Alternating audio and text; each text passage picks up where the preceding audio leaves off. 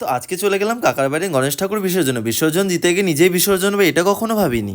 তো হ্যালো বন্ধুরা, কেমন আছো? আশা করি ভালো আছো। তো প্রথমে চলে এসলাম আমি হাওড়া থেকে। আমি যদি দেখতে পাচ্ছি সামনে বাসটা, ওই বাসটা ধরবো, আমি চলে যাবো ময়দান। তো এই তো বাসে উঠে পড়েছি আমি। তারপর নেমে পড়লাম আমি ময়দানে আমার বন্ধুকে পেয়ে গেলাম। কেন আমি ওরই কাকার বাড়ি যাচ্ছি গণেশ ঠাকুর বিসর্জনে, দেখতেই পাচ্ছ।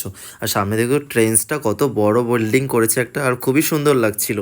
এদিকে বাড়িতে ঢুকতে না ঢুকতে দেখি ঠাকুর বেরিয়ে গেছে, আর এদিকে সবাই নাচানাচি করছে। ঢুকতে বোনরা মিলে টানাটানি করছিল, দাদা নাচবে চলো। এদিকে আমাকে আর শেখরকে মিলে দুজনকে মিলে টানাটানি করছিল, চলো নাচবে চলো নাচবে চলো।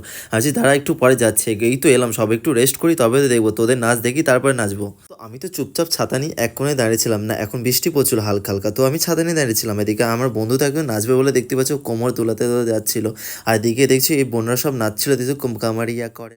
তো বোনদের নাচ দেখতে দেখতে তো আমি আর থাকতে পারলাম না, তো আমিও একটু নাচে নেচে পেলাম। আমি একটু ঠুমকা দুই নিলাম ভোজপুরি গানে, আর ভোজপুরি গান তো একদম নাচের জন্য একদম পারফেক্ট নাচ।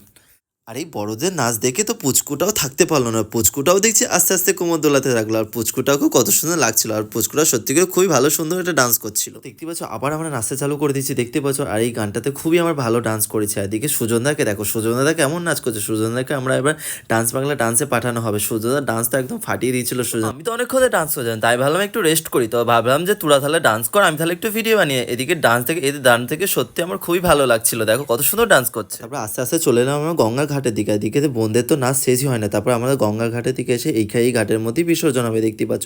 তো আমি তো টুকটুক করে নাচছিলাম, আমাকে ছাতা নিয়ে দাঁড়িয়েছিলাম, কারণ বৃষ্টিটা অনেক পড়ছিল, আর বেশি ঠান্ডা লেগেলে শরীরটা খারাপ হয়ে যাবে। এদিকে এই গঙ্গার ঘাটেই দেখতে পাচ্ছ ঠাকুর বিসর্জন হবে। দেখতে পাচ্ছ কাকার বাড়ির ঠাকুরটা বিসর্জন করার জন্য একদম রেডি। এদিকে বিসর্জন করা যেতে যেতে কেউ গণপতি বাপ্পা বলতে ভুলবে না, কমেন্ট করবে এই সবাই।